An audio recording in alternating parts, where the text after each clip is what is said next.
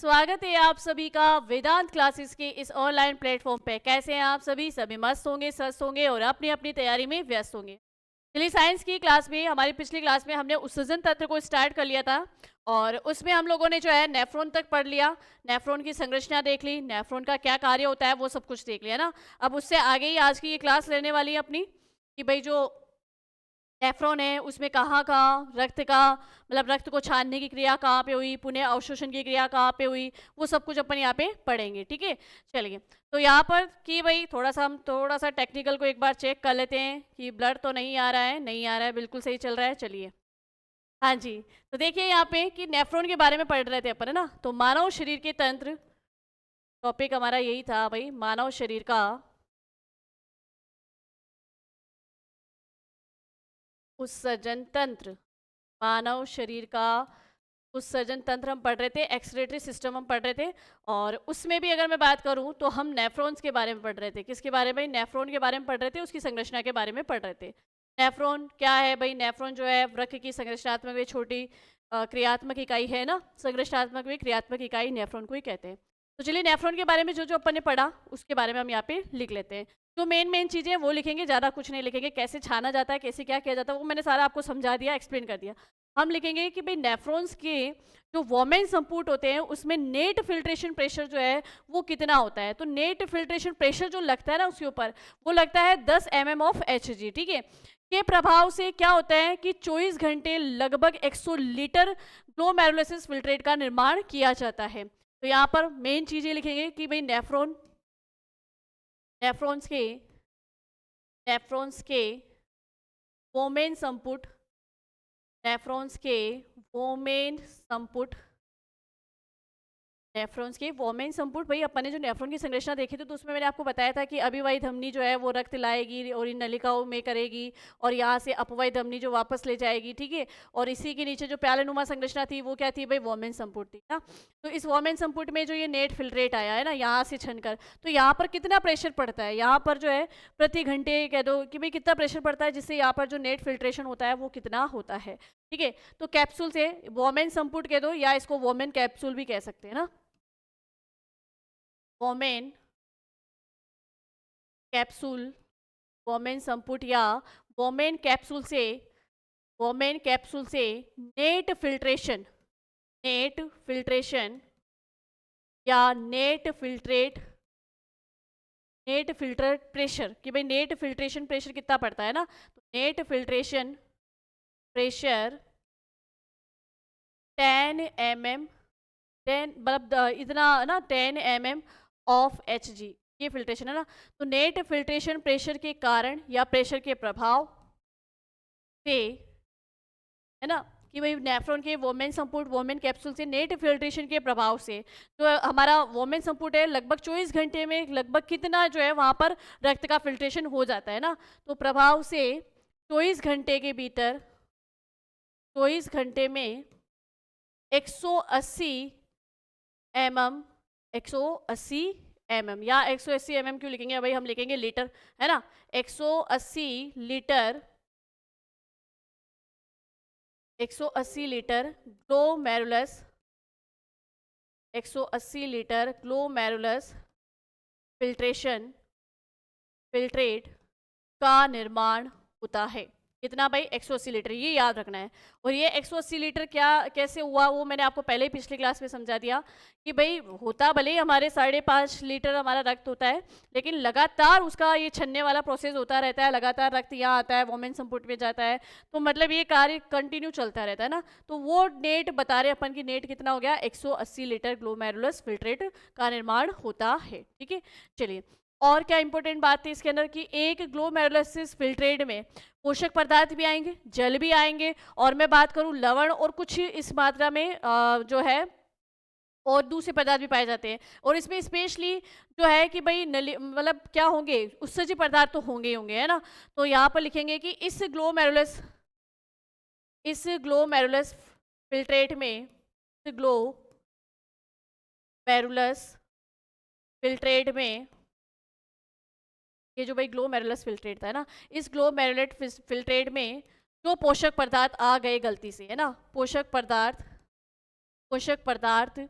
जैसे कि जल आ गया था इसके अंदर, लवण आ गए थे कुछ इसके अंदर, जैसे कि खनिज तत्व आ गए थे कुछ, विटामिन्स आ गए थे कुछ, है ना, खनिज तत्व, है ना। में में पुनः अवशोषण किसमें होता है? पुनः अवशोषण कि भाई ये जो ये जो पोषक पदार्थ आ गए थे ना इस ग्लो मेरुलस फिल्ट्रेट में, मैंने आपको कहा कि यहाँ पर कार्बोहाइड्रेट, प्रोटीन, वसा तथा विटामिन, कुछ खनिज तत्व भी साथ में आ जाते हैं। लेकिन आगे जाके पीसीटी यानी प्रॉक्सिमल कॉन्जुगेटिव ट्यूब्यूल और हेनले लूप और डीसीटी, इन तीनों में इनका क्या होता है? पुनः अवशोषण होता है ना। तो ये जब आए खनिज तत्व, वे आयन, खनिज तत्व और कुछ आयन भी है ना, खनिज तत्व और आयन,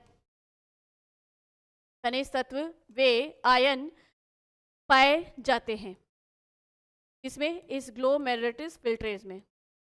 तो इस ग्लोमेरुलस फिल्ट्रेट में पोषक पदार्थ, जल, लवण, खनिज तत्व वे आयन पाए जाते हैं जिन्हें जिन्हें नलिकीय कौन कौन सी है? 3 नलिकाएं मैंने आपको बता दी भाई, जिन्हें नलिकीय भाग में पुनः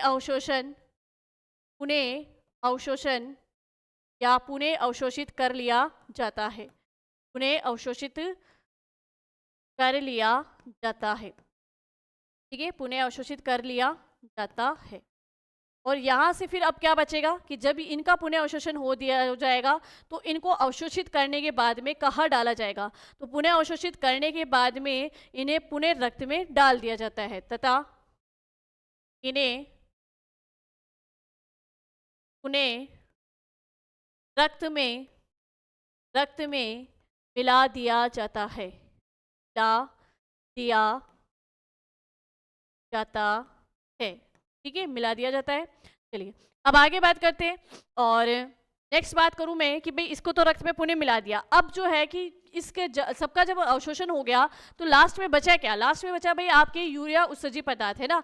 अब ये यूरिया उत्सर्जी पदार्थ किस में मिल जाते हैं? वो जो जल है उस जल के अंदर, कि भाई कुछ जल का तो अवशोषण हो गया लेकिन कुछ जल जो बच जाता है और उसी के अंदर क्या होता है? यूरिक अम्ल होता है ना। तो नेफ्रॉन्स के चारों ओर जो रक्त नलिकाएं होती है, जो मैंने बताया ही थे आपको कि अपवाही धमनिका से निकलती है ना, अपवाही रक्त नलिका से निकलती है ना।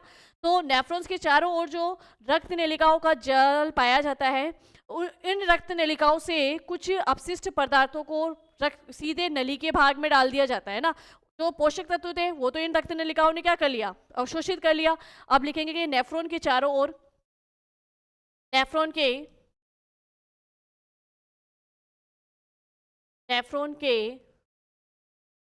चारों ओर, नेफ्रॉन के चारों ओर रक्त नलिकाओं के जाल, रक्त नलिकाओं के जाल, रक्त नलिकाओं का जो जाल होता है वो क्या करता है कि जो जिसको हम रक्त नलिकाओं का ये जो जाल है इसे कहेंगे वासा रेक्टा। क्या कहते हैं भाई? वासा रेक्टा, है ना। तो रक्त नलिकाओं के जाल के द्वारा कुछ अपशिष्ट पदार्थ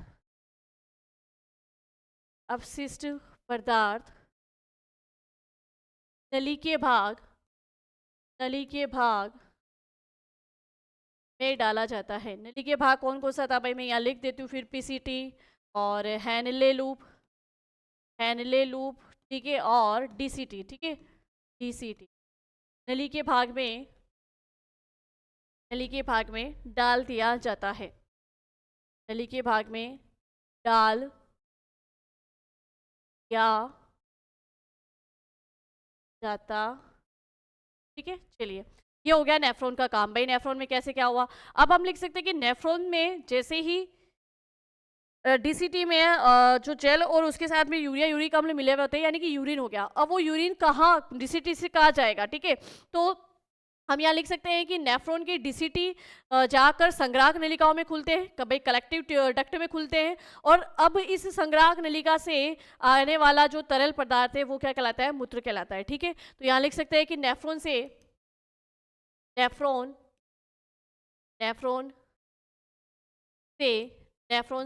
डीसीटी संग्राहक नलिका में, डीसीटी के लिए मैं यहाँ लिख देती हूँ दूरस्थ नलिका, है ना, दूरस्थ संग्राहक, हाँ भाई, समीपस्थ नलिका और दूरस्थ नलिका, ठीक है। चलिए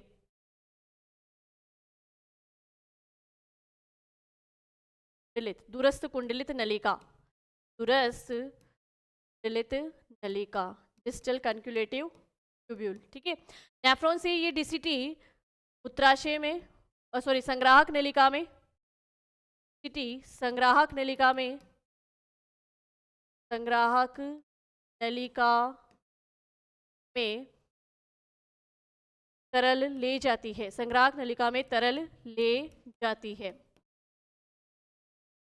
संग्राहक नलिका में, संग्राहक नलिका में ये तरल मूत्र या यूरिन कहलाता है, मूत्र या यूरिन कहलाता है, ठीक है। चलिए ये बात हो गई आप पे। इसको देखो एक बार ऐसे भी कि भाई जो ये आपका वोमेन कैप्सूल था, ठीक है, इस वोमेन कैप्सूल का आगे का भाग क्या था भाई, वोमेन कैप्सूल से जो आगे है वो आपकी क्या थी, पीसीटी थी, है ना, समीपस्थ नलिका थी। इस समीपस्थ नलिका से ग्लोमेरुलस फिल्ट्रेस जा रहा है, ठीक है, और किस कहाँ तक जा रहा है भाई, डीसीटी तक जा रहा है, हेनरी लूप से होता हुआ डीसीटी तक जा रहा है। ये तो हो गई पीसीटी, ठीक है, समीपस्थ नलिका। ये हो गई आपकी डीसीटी, डिस्टल कन्वोल्यूटेड ट्यूब्यूल, और ये भाग हो गया आपका किसका भाई, हेनले का लूप, ठीक है। तो यहाँ से क्या काम हुआ, जैसे ही ग्लोमेरुलस फिल्ट्रेस इन नलिकाओं में आगे जाता है, इन नलिकाओं में आगे जाता है, तो सबसे पहले तो यहाँ जो पोषक तत्व आ गए थे, उन पोषक तत्वों का इन रक्त नलिकाओं के द्वारा, जो बाहर रक्त नलिकाएं हैं वो क्या करती है, यहाँ इस तरल में से पोषक पदार्थ का तो करती है अवशोषण, और यहाँ से अवशोषित करके उनको रक्त में डाल देती है। और इन नलिकाओं में गलती से जो अपशिष्ट पदार्थ है, वो अपशिष्ट पदार्थ कहाँ जाता है, इन नलिकाओं में, किसमें, पीसीटी, हेनले लूप और डीसीटी में। अब यहाँ से पोषक पदार्थ तो निकल गए, लेकिन अपशिष्ट पदार्थ बचे। ये अपशिष्ट पदार्थ और जल मिलकर ही किसका निर्माण कर रहे हैं भाई, यूरिन का निर्माण कर रहे हैं। तो डीसीटी से ये तरल पदार्थ कहाँ जाता है, आगे संग्राहक नलिका में। कहाँ जाता है, संग्राहक नलिका में। यानी एक्चुअल में हम बात करें तो संग्राहक नलिका में ही मूत्र का निर्माण होता है, ठीक है। संग्राहक नलिका कह दो इसको, या कलेक्टिव ट्यूब्यूल कह दो, ठीक है। तो यहाँ पर मूत्र का निर्माण होता है। चले आगे, तो ये समझ में आ गया। चलो अब देखते हैं मूत्र का संगठन, है ना, कि मूत्र का पीएच मान क्या होता है, मूत्र क्षारीय होता है या अम्लीय होता है, या क्या मूत्र के पीएच मान में परिवर्तन हो सकता है क्या, बिल्कुल हो सकता है। कब बढ़ सकता है, कब घट सकता है। तो नेक्स्ट अपन देख रहे हैं मूत्र का संगठन। क्या देखेंगे, मूत्र का संगठन। मूत्र का संगठन, मूत्र के संगठन की मैं बात करूं, ठीक है, तो यहाँ पर इसका पीएच होता है 6। पीएच होता है कितना, पीएच मान होता है 6, यानी कि हल्का अम्लीय होता है ना। इसका पीएच मान होता है 6, यानी कि मूत्र क्या होता है भाई, हल्का अम्लीय होता है, हल्का अम्लीय होता है, ठीक है। चलिए अब ये अम्लीय मान जो है ना, कभी बढ़ भी सकता है, कभी घट भी सकता है, यानी ये पीएच मान में परिवर्तन हो सकता है। पीएच मान में परिवर्तन कितना हो सकता है भाई, एवरेज तो 6 रहता है, लेकिन ये 4.5 से 4.5 से मतलब कम भी हो सकता है और अम्लीय हो सकता है। 4.5 से 8.2 तक हो सकता है, 4.5 से 8.2, यानी हल्का क्षारीय भी हो सकता है। अब ऐसी सिचुएशन कब होती है भाई, अगर आप अपने खाने में, मतलब अगर आप लोग फल फ्रूट्स का यूज़ ज़्यादा करते हो, तो उस समय जो है मूत्र की अम्लता और बढ़ जाती है ना।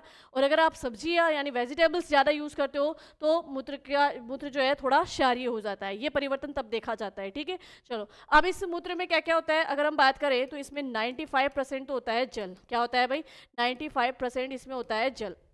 और बाकी 2.5% की मैं बात करूं तो 2.5% जो हमारा मेन उत्सर्जी पदार्थ है वो क्या है, यूरिया। तो 2.5% इसमें होता है यूरिया, और 2.5% होता है यूरिक अम्ल। तो हम एक तरीके से देखें तो हम यूरियोटैलिक भी है और यूरिकोटैलिक भी है, क्योंकि हमारा जो उत्सर्जी पदार्थ है वो यूरिया भी है और यूरिक अम्ल भी है।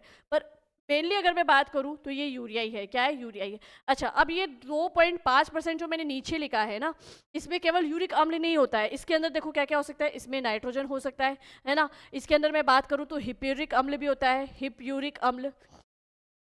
तो ऐसे देखा जाए तो यूरिक अम्ल कुछ ही परसेंट मात्रा में होता है ना, प्रॉपर रूप से 2.5% यही नहीं होता है। एलेंटाइन हो सकता है, एलेंटाइन, ये आदि जो है इसके अंदर हो सकते हैं, ठीक। इसमें 2.5 में एक्स्ट्रा में। चलो अब मूत्र की औसत मात्रा होती कितनी है, कि एक वयस्क मनुष्य में जो है प्रतिदिन कितने मूत्र का निर्माण होता है। तो औसत मात्रा की मैं बात करूं तो वयस्क मनुष्य में प्रतिदिन 1.5 से 2 लीटर मूत्र का निर्माण होता है, ठीक है। तो यहाँ लिखेंगे औसत मात्रा इसकी, औसत मात्रा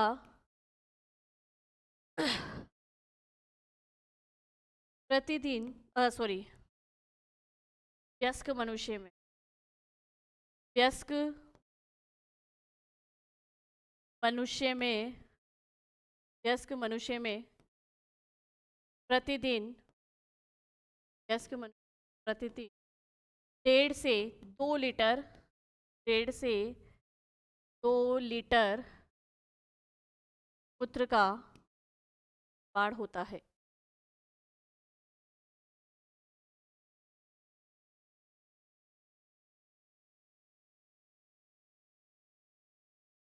ठीक है, चलिए अब आगे बढ़े कि भाई मूत्र का निर्माण एक वयस्क मनुष्य में कितना होता है, तो 1.5 से 2 लीटर होता है।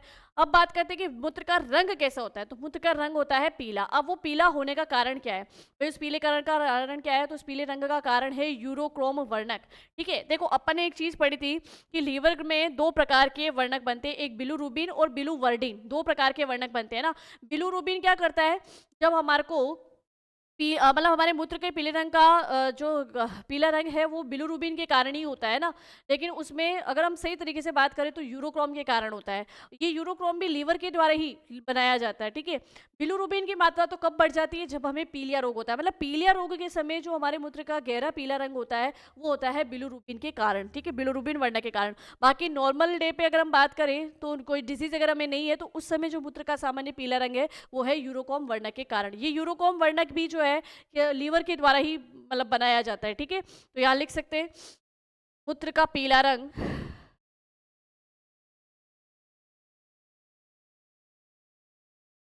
मूत्र का पीला रंग का पीला रंग किसके कारण भाई, यूरोक्रोम के कारण। किसके कारण, यूरोक्रोम के कारण। मूत्र का पीला रंग यूरोक्रोम यूरोक्रोम वर्णक के कारण, यूरोक्रोम वर्णक के कारण। ठीक है, यूरोक्रोम वर्णक के कारण जो है मूत्र का रंग पीला होता है। ठीक है, और जब यूरोक्रोम का निर्माण होता किससे, यूरोक्रोम का निर्माण होता है जब हमारा हीमोग्लोबिन नष्ट होता है ना। हीमोग्लोबिन के नष्ट होने पर इस यूरोक्रोम वर्णक का निर्माण होता है। तो ये लाइन भी आप जो है नोट डाल के लिख सकते हैं यहाँ पे, और नोट लिखिए यहाँ पे, यूरोक्रोम यूरोक्रोम वर्णक, लीवर में यूरोक्रोम वर्णक का निर्माण कैसे होता है ना। तो यूरोक्रोम वर्णक का निर्माण हीमोग्लोबिन हीमोग्लोबिन हीमोग्लोबिन के नष्ट होने से, हीमोग्लोबिन के नष्ट होने से होता है। हीमोग्लोबिन के नष्ट होने से होता। ठीक है, हीमोग्लोबिन के नष्ट होने से यूरोक्रोम वर्णक का निर्माण होता है और इसके कारण जो है मूत्र का रंग पीला होता है। यहीं पे नोट डाल के लिख सकते हो आप, एक चीज, एक नोट और डाल सकते हो कि पीलिया यानी जॉन्डिस। ठीक है, पीलिया या जॉन्डिस, पीलिया या जॉन्डिस की बात करें, पीलिया रोग में, पीलिया या जॉन्डिस, इस रोग में मूत्र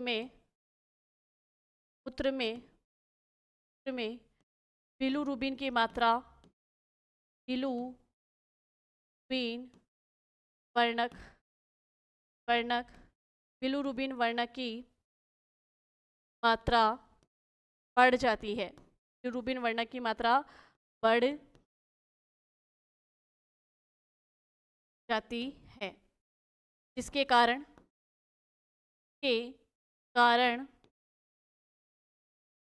मूत्र का रंग के कारण मूत्र का रंग अत्यधिक पीला होता है, अत्यधिक पीले रंग का होता है, अत्यधिक पीले रंग का होता है।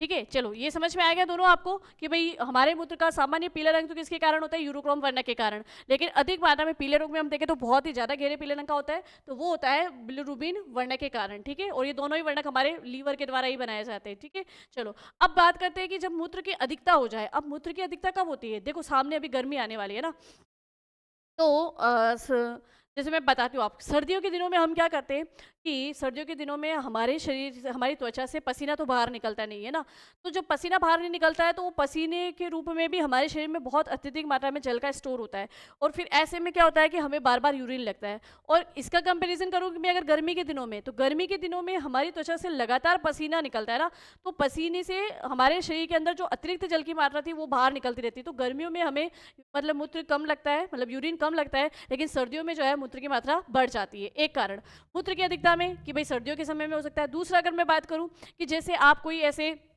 चाय कॉफ़ी अल्कोहल के रूप में, चाय कॉफ़ी या अल्कोहल का सेवन करते हो, है ना, तो ऐसे पदार्थों के सेवन से भी हमारे क्या होती है, मूत्र की मात्रा बढ़ जाती है।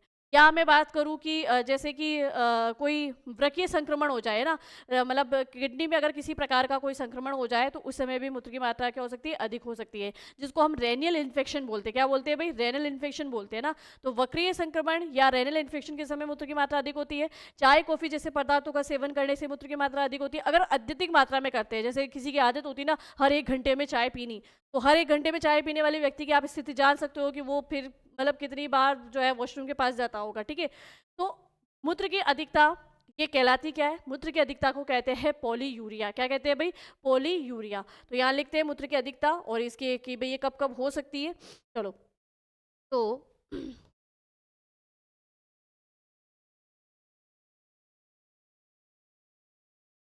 मूत्र की अधिकता,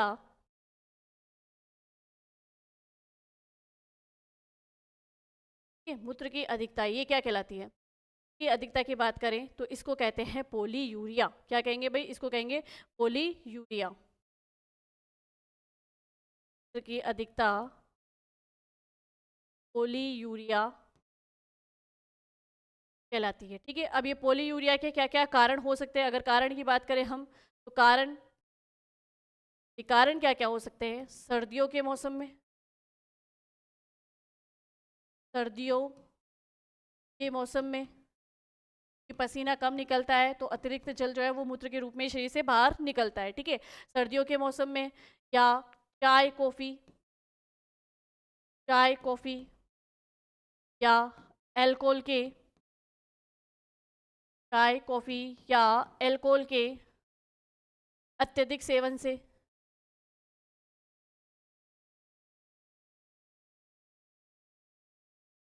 चाय कॉफ़ी या अल्कोहल के अत्यधिक सेवन से मूत्र की अधिकता हो सकती है। प्रकीय संक्रमण से यानी रेनल इन्फेक्शन से, प्रकीय संक्रमण के समय renal infection, renal infection, renal infection के समय, व्रकीय संक्रमण यानी रेनल इन्फेक्शन के, ठीक है। और हम एक जो रोग अपने पढ़ा था उस समय कि डायबिटीज मेलाइटिस, है ना, एडीएच हार्मोन की कमी से होने वाला रोग डायबिटीज मेलाइटिस, ठीक है। तो डायबिटीज मेलाइटिस के समय, diabetes, diabetes mellitus, diabetes mellitus रोग में, डायबिटीज मेलाइटस, ठीक है। अब देखो व्रकीय संक्रमण में ये भी हो सकता है कि रक्त का क्षरण सही ढंग से नहीं हो तो भी मूत्र की मात्रा बढ़ जाती है। तो इन कारणों से जो है मूत्र की अधिकता हो जाती है और मूत्र की अधिकता कहलाती है पोलीयूरिया। चलिए अब देखो इससे संबंधित कुछ टर्मिनोलॉजी और है, जैसे कि अगर बात करें हम डिसयूरिया। डिसयूरिया क्या होती है, मूत्र करते समय जब दर्द और जलन होता है तो उसको डिसयूरिया कहते हैं। क्या कहते हैं, डिसयूरिया कहते हैं, ठीक है। तो नेक्स्ट है डिसयूरिया, नेक्स्ट है डिसयूरिया,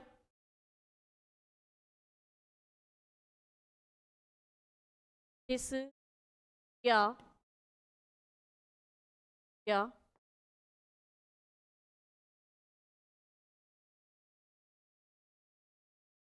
मूत्र करते समय, मूत्र करते समय जलन व दर्द होना, मूत्र करते समय जलन व दर्द होना, ठीक है। चलिए आगे बढ़े, ये तो क्या डिसोरिया। अब मूत्र की कमी क्या कहलाती है, भाई मूत्र की कमी भी, मूत्र की कमी कहलाती है ओलिगोयूरिया, है ना। मूत्र की कमी क्या कहलाएगी, ओलिगोयूरिया। तो नेक्स्ट अपन लिखेंगे ओलिगोयूरिया, ओलिगोयूरिया, ओलिगोयूरिया ओलिगोयूरिया क्या हो गया भाई? मूत्र की मात्रा में कमी आना, है ना। अब ओलिगोयूरिया मूत्र की मात्रा में कमी कब? कि जैसे कि गर्मी के दिनों में हम थोड़ा अगर पानी कम पिए, है ना, पानी भी कम पी रहे हैं और ऐसे में हमें पसीना भी अधिक हो रहा है, तो पसीने के रूप में तो वैसे ही एक्स्ट्रा मतलब जल की मात्रा हमारे शरीर से बाहर निकल रही है, और अगर हम पानी पे ध्यान नहीं दे रहे तो फिर ऐसे समय में मूत्र की मात्रा में क्या हो सकती है? कमी हो सकती है। मूत्र की मात्रा में कमी, मूत्र की मात्रा में कमी ओलिगोयूरिया होती है। और एक चीज बताऊं कब हो सकती है? जब व्यक्ति की किडनियां खराब हो जाती है, उस समय किडनियों के द्वारा रक्त को छानने का मतलब रक्त फिल्ट्रेशन का काम नहीं होगा, तो उस समय में भी मूत्र क्या होता है? कम लगता है ना। तो उस मतलब उस वाले जो अगर हम बात करें कि किडनी रोग में भी जो है मूत्र की मात्रा में कमी हो सकती है। इसके अलावा होता है हीमेटोयूरिया। हीमेटोयूरिया क्या है? मूत्र में आरबीसी की उपस्थिति। जब आपके आरबीसी निकलकर आपके रक्त से निकलकर, जैसे जब रक्त का फिल्ट्रेशन हो रहा था, तो उस समय जो अपन ने देखा ग्लोमेरुलस फिल्ट्रेट, उस ग्लोमेरुलस फिल्ट्रेट में यदि रक्त से निकलकर आरबीसी भी आ रही है, तो फिर वो हीमेटोयूरिया कहलाती है। उससे क्या होता है? मूत्र का रंग बहुत ज्यादा गहरा लाल हो जाता है ना। ठीक है, तो हीमेटोयूरिया। नेक्स्ट है हीमेटोयूरिया। हीमेटोयूरिया, हीमेटोयूरिया क्या है? हीमेटोयूरिया की हम बात करें तो मूत्र के साथ, मूत्र के साथ आरबीसी का आना, के साथ आरबीसी का आना हीमेटोयूरिया है। ठीक है, चलिए अब आगे बात करते हैं कि जैसे उत्सर्जन तंत्र पढ़ रहे हैं तो वृक्क से संबंधित जैसे कि पथरी के बारे में बात करेंगे। रेनल स्टोल क्या होती है ना भाई, पथरी कैसे बनती है ना, तो रेनल स्टोल या पथरी क्या है इसके बारे में चर्चा करते हैं ना। तो नेक्स्ट है पथरी, तो कहते हैं रेनल स्टोन।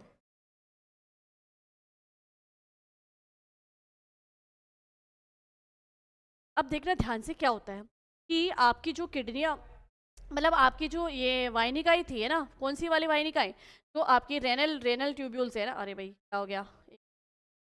ठीक है, हाँ जी। तो जो आपकी रेनल ट्यूब्यूल्स होती है ना, ये जो मूत्रवाहिनियाँ होती है या जो भी मतलब रक्त के अंदर जो नलिका है, इनमें क्या होता है कि आपके रक्त से कैल्शियम मतलब है ना ऑक्सीलेट जो है ना वो आके यहाँ पे जमा होते रहता है ना।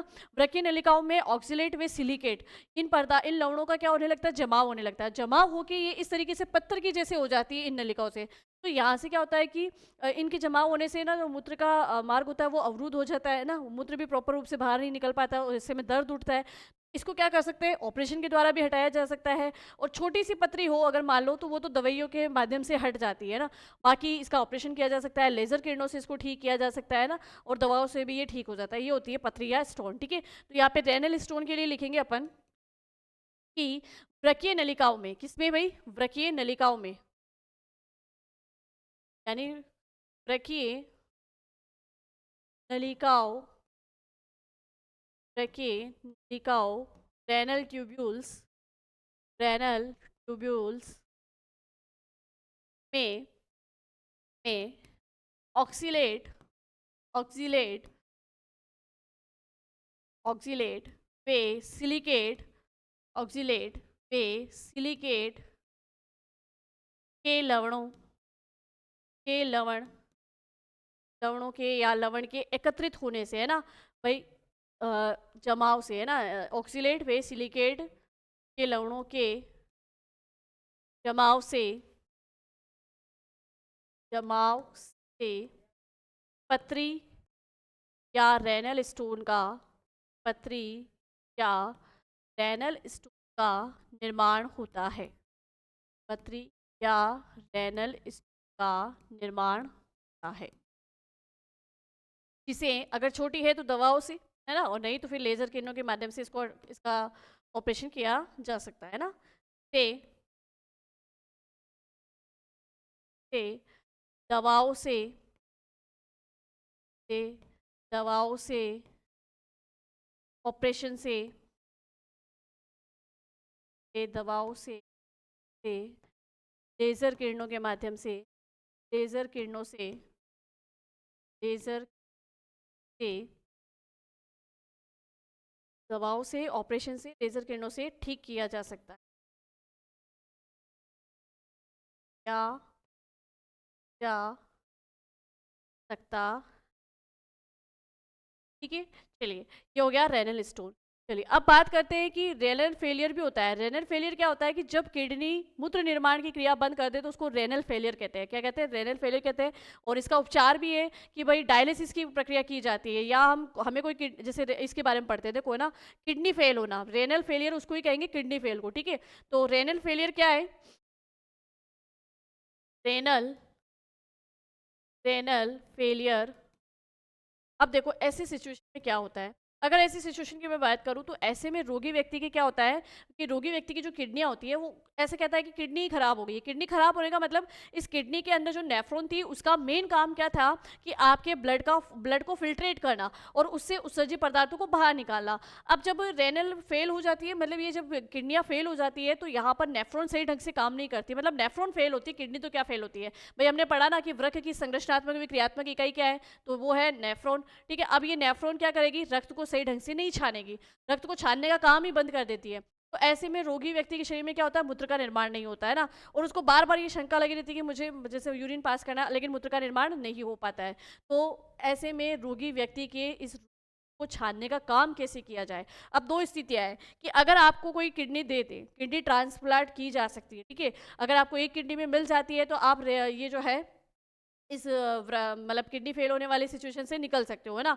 और अगर मान लो कि किडनी ट्रांसप्लांट नहीं करवा पा रहे हो, किडनी ट्रांसप्लांटेशन नहीं हो पा रहा है, तो ऐसे में रोगी व्यक्ति को कैसे जिंदा रख सकते हैं ना, मतलब तो ऐसे में उसकी जो है एक डायलिसिस की प्रक्रिया की जाती है। अब ये डायलिसिस की प्रक्रिया क्या होती है कि जो रोगी व्यक्ति है उसके शरीर की धमनी से रक्त लिया जाता है ना, ध्यान से समझना कि डायलिसिस की प्रक्रिया में एक मशीन होती है, ऐसे कृत्रिम रूप से ये मशीन होती है जो एक तरीके से किडनी के जैसे ही काम करती है ना, मतलब ये देख लो कि शरीर के अंदर जो किडनी ब्लड को छानने का काम कर रही थी ना, बाहरी रूप में ये मशीन वही काम करती है, ब्लड को छानने का काम ही करती है। ऐसे में रोगी व्यक्ति की धमनी से जो है रक्त को निकाला जाता है ना, मतलब एक तरफ जो है रोगी व्यक्ति का जो है रक्त निकाला जा रहा है, रक्त निकाल के लाके उसको कहाँ डाला जा रहा है भाई, रक्त को डाला जा रहा है इस मशीन के अंदर। अब ये मशीन क्या करेगी? यहाँ पर रक्त का फिल्ट्रेट कर देगी, और दूसरी साइड में ये फिल्ट्रेट रक्त जो है वापस शिरा के माध्यम से रोगी व्यक्ति को चढ़ाया भी जा रहा है। तो डायलिसिस में यही होता है कि दोनों हाथ में आपके जो है वो ये क्या बोलते हैं, नलिकाएं लगी रहती है, इंजेक्शन लगे रहते हैं, और नीडल के माध्यम से एक साइड से आपका रक्त लिया जा रहा है, आपका क्या भाई रोगी व्यक्ति है ना, भगवान ना करे आपको ऐसा कुछ बीमारी हो। तो रोगी व्यक्ति के शरीर से रक्त एक साइड से लिया जा रहा है, उसको बाहर मशीन में फिल्ट्रेट किया जा रहा है, और फिल्ट्रेट किए हुए रक्त को वापस रोगी व्यक्ति के शरीर में प्रवेश करवाया जा रहा है। तो ये प्रोसेस चलता है, और इस प्रोसेस को हम कहते हैं डायलिसिस। क्या कहते हैं भाई? डायलिसिस। ठीक है, चलिए, तो जिनकी किडनियाँ फेल हो चुकी है, या मतलब किडनियाँ सही ढंग से काम नहीं कर रही है, नॉर्मल इन्फेक्शन है, नॉर्मल तरीके से काम नहीं कर रही है, तो ये डायलिसिस की प्रक्रिया से हम काम ले सकते हैं। अदरवाइज ज़्यादा ही हो गया तो फिर किडनी ट्रांसप्लांट यानी वृक्कीय प्रत्यारोपण करने की आवश्यकता पड़ती है। और वो भी ये होता है कि अगर मिल जाती है, रेयर केस में ही मिलती है किडनी, और मिल जाती है तो सबसे अच्छी बात है, और नहीं मिलती और फिर भी कई गारंटी नहीं है कि आपको किडनी ट्रांसप्लांट हो भी गया है तो आप जो है आपकी ये प्रॉब्लम सोल्व हो जाएगी, ऐसा कोई ज़रूरी नहीं है। किडनी ट्रांसप्लांट होने के बाद भी कई केसेस ऐसे होते हैं कि जहाँ पर किडनी लगाते समय तो वो मैच कर रही थी, लेकिन शरीर में जाने के बाद में उसने उस तरीके का काम नहीं किया जिस तरीके का काम उसे करना चाहिए था ना, मतलब शरीर की कोशिकाओं ने एक्सेप्ट ही नहीं किया उसको, तो फिर वो भी पॉसिबल नहीं है कि ऑपरेशन होने के बाद भी सक्सेस। चलो, तो लिखो कि रेनल फेलियर क्या है कि जब किडनी मूत्र निर्माण की क्रिया बंद कर दे, जब जब किडनी मूत्र निर्माण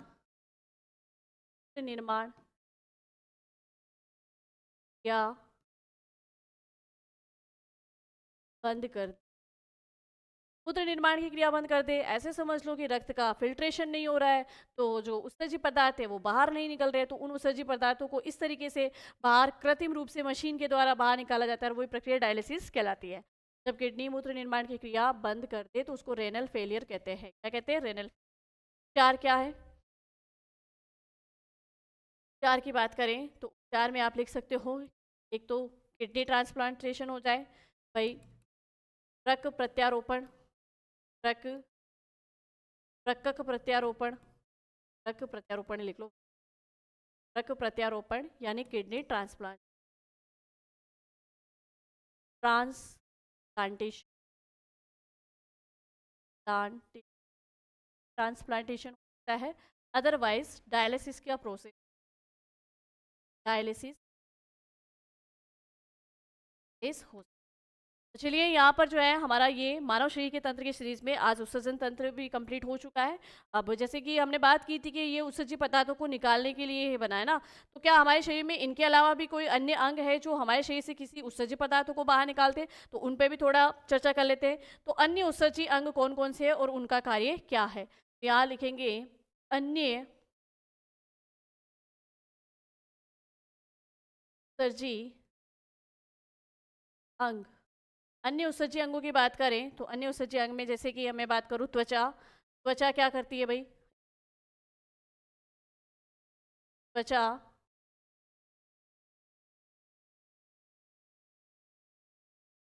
से पहले लेते हैं त्वचा, त्वचा या इसकी त्वचा या के द्वारा पसीने का उत्सर्जन किया जाता है ना, पसीने का उत्सर्जन किया जाता है। और पसीने में आपने देखा होगा कि NaCl नमक भी होता है, नमक का उत्सर्जन हो जाता है, और कोई भी उत्सर्जन हानिकारक पदार्थ हो वो पसीने के रूप में शरीर से बाहर आ जाते हैं ना। चलिए, तो पसीने का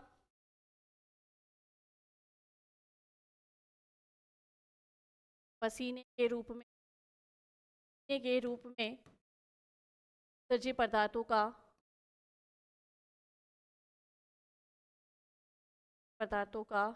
सर्जन, ठीक है, त्वचा के द्वारा ये किया जाता है, ठीक है। और बात करें फेफड़े भी, तो फेफड़े भी जो है भाई CO2 गैस का उत्सर्जन करते ही हैं शरीर से बाहर, CO2 जो कि हमारे लिए हानिकारक है ना। तो फेफड़े भी एक उत्सर्जी अंग है, फेफड़े, है ना। CO2 पे अन्य उत्सर्जी गैसों उत्सर्जी गैसों का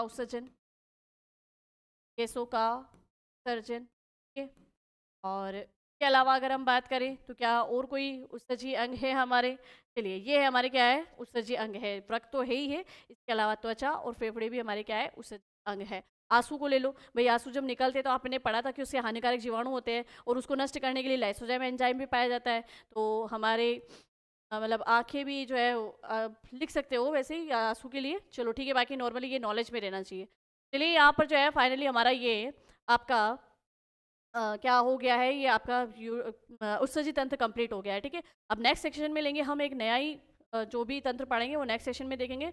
बस ऐसे ही पढ़ते रहिए, बढ़ते रहिए, बने रहिए वेदांत क्लासेस के साथ में। मिलते हैं हम हमारी नेक्स्ट क्लास में, तब तक के लिए थैंक यू।